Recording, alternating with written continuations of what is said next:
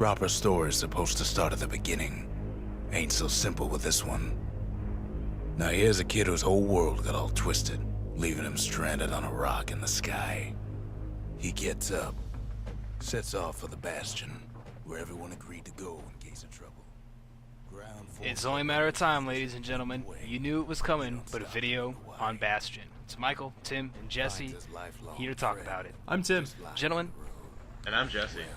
thank you for joining us. We've just seen our protagonist pick up an awesome-looking hammer, and this is just sort of the beginning of what many people think is to be one of the best indie games to be released multi-platform ever. Everyone except Jesse. Except me, because I have I actually can explain my radical points of views that you guys seem to have from me. I think I understand what it is, and I can explain it later on when we get to it. But Yeah, just so that there's some backstory, slight to this anyway. About 10 minutes before this recording, Jesse pretty much told us that he hated this game. no, I didn't. Good God, man, you need to stop putting words in my mouth. I said it was unimpressive. That's how it felt. That's how it feels right Yeah. now. It's unimpressive. How? It's so All right. amazing.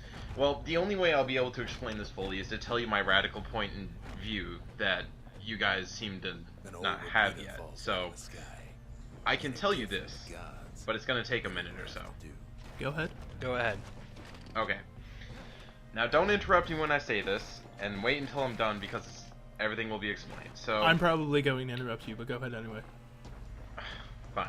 All right. Just Well, chest, by the way. Yeah, I don't care. yeah, I know. All right. So when I was first playing games and everything like that, like when I was first getting into the hardcore set of games, I was playing them regularly, and games like this would intrigue me and make me want to play them. Then I ran into a random YouTube video. I don't know which one. It was just one of the YouTube videos that I've actually watched like at the end of last year, I'd say. And that pretty much changed how I view games. Now, in this video, there's a description on... there's a summarization about Skyrim and what was different about that in comparison to all the other Skyrim games. I am going to No. interrupt you for 1 second. Do you know the YouTuber? Can we shout him out? No, I don't. Like I said, I don't remember the YouTuber, and I know it's just a random video I clicked one day. Okay, well, if we find it later, we'll put his page in the description. Okay. Well, he said that the difference between now, I was taking this and I was kind of thinking about it for a later point in time, and I actually expanded on it and come to my conclusion. But he said in Skyrim that many of the objectives in that game are protected. Like, gamers are supposed to go through these objectives, and they can't change anything about them. They can't change like what the objectives are about. They can't even kill off the main characters, even though this is an open world game. They can't do anything that goes outside of completing the objectives, and it holds your hand because of it.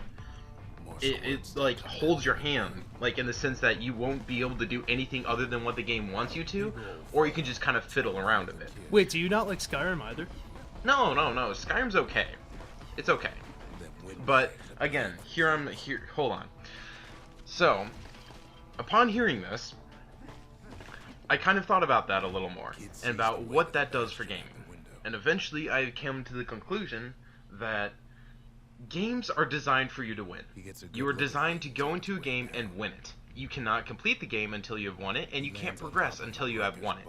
You can't do anything except win, and they're manufactured for you to win. Now, this becomes a problem, especially when I'm playing games similar to Bastion, where it's incredibly linear. The entire time I'm walking through the game, going through every single individual part, the only thing going through my mind is, this game needs me to win it in order to show me what it wants me to show, or what it wants to show me. Now, there's differences between completing objectives and just winning it. If you're completing objectives, for the most part, you can fail those objectives. The game will continue on irregardless of whether you failed them or not. There I am using that word again, and I just noticed. But it is designed entirely for you to go through it and win the game. Now, many people hear that and say, well, isn't that the point? You can play every game and you're supposed to win it. This, however, is not true. For the most part, many games are designed for you to win it, and you can't continue until you do win it. But this is why I've recently stuck to playing multiplayer games.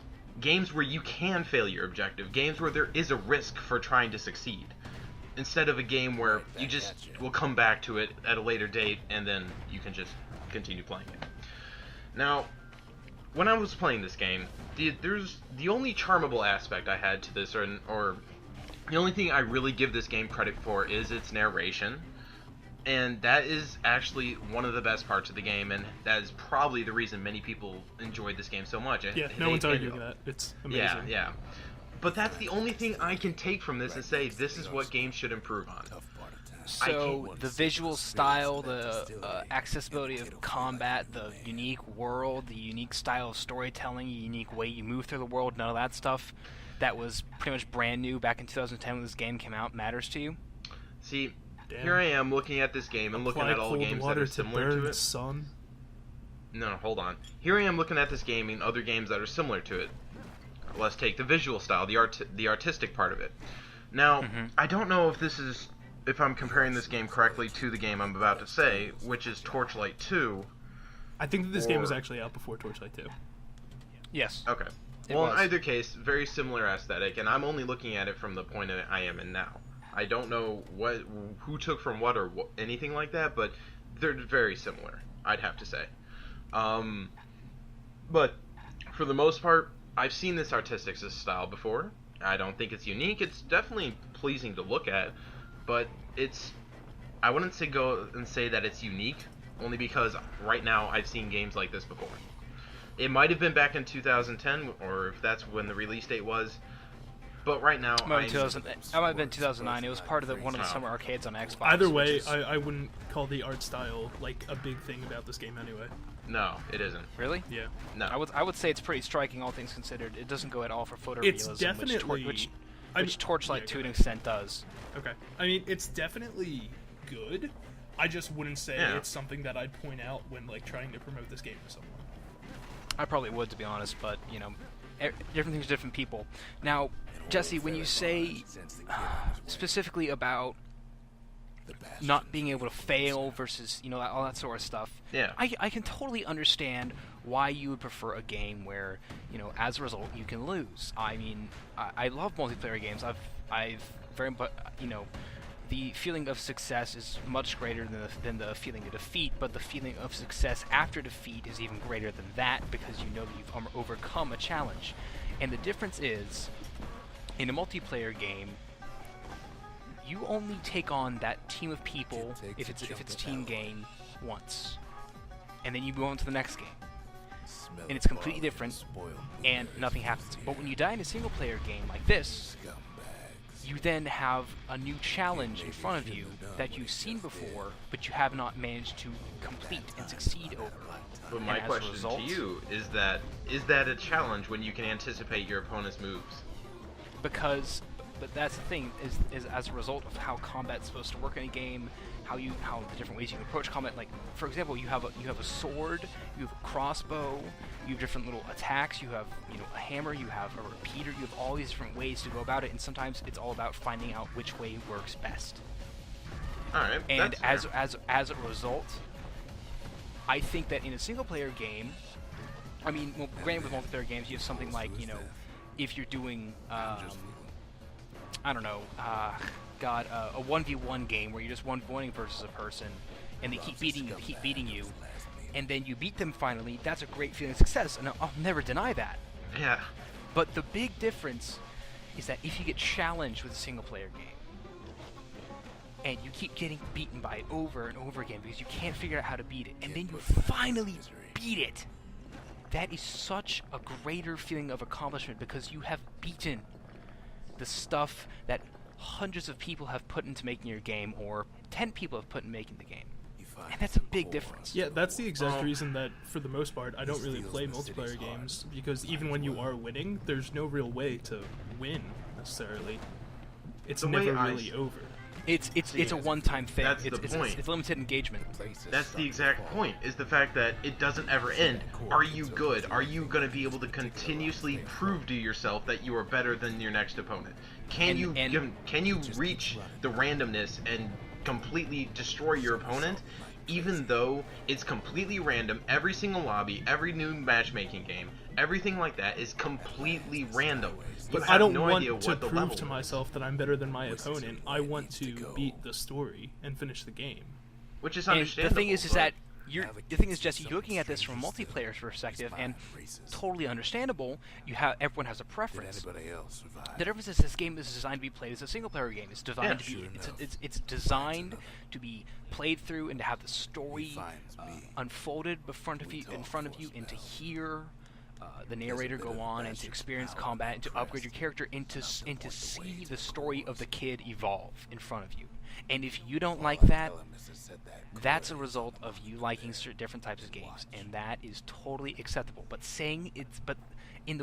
it's this weird thing about how the problem with game criticism in general is that anytime you seem negative about the game, that's immediately perceived as not liking it and in some cases hating it, and that's a big problem that we as humans have. Well, that's a big problem we've been having recently in the last 2 episodes. But I feel like we've completely lost the entire point of this conversation in its entirety. We still haven't figured out why Jesse doesn't like this game. all right, well, He said he doesn't like it because I just said it was unimpressive. I never said I didn't like it. I just said I'm unimpressed by it. That is what I said. You're not, like, amazed at least a little bit by this whole world, this whole floaty island thing? No. I've seen this before. This has been somewhere. I played a game in this.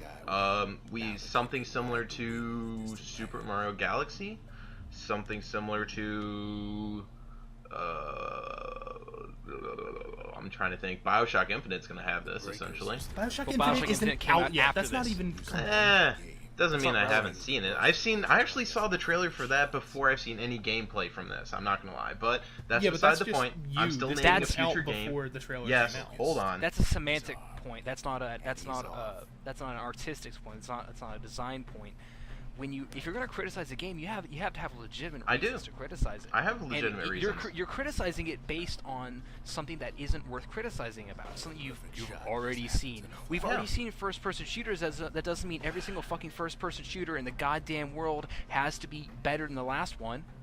No, it doesn't, and that's why most of them fail, because they don't try to improve anything that's already been done. Half the reason people say BioShock 2 multiplayer failed is because it's unimpressive. It's the same thing I'm saying here. It's not that I'm saying the game is tacked on. No, the game is itself a game.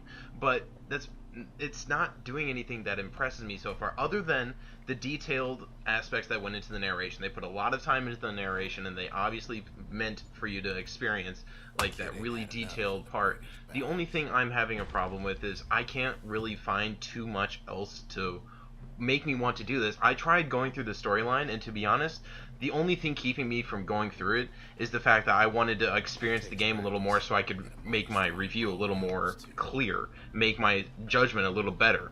That's the only reason I wanted to continue through it. I mean, the narration isn't the only aspect I wanted to play this game for. I wanted to play it to enjoy the story, but why am I getting these cores? Where am I? What's going on? What is this cataclysm that happened? And everything like that. And Did you pay attention to the story? Because they explain everything. Finishing the game. I haven't actually finished it yet. That's the thing. I haven't finished it either. I know everything that's going on. See, I don't see. Here's the thing. I played for about 2 hours of it, and I'm honestly saying that I haven't understood much else of it. I don't know anything that's currently going on right now, and it's not even like I'm seeing any real. I'm not really being told anything that I need to know for context. I'm completely out of the loop right now. I feel that's why the narrator exists. Well, Michael, seriously, hold on before you retort. We have to end this episode. Okay. Well, ladies and gentlemen, as you can tell, Bastion is a very hot topic a couple years after its release because we do not endorse Hot Topic or any of its affiliates. Of course not. Nonetheless, join us in the next episode where we continue to debate the merits of Bastion and whether or not it's actually worth Game playing. of the But really, we're just going to go with Jesse. Game of the year. That's what I'm saying. Like, why does this game get Game of the Year? That's my question. Anyway, join us next week. Next Thursday. Bye. Hopefully.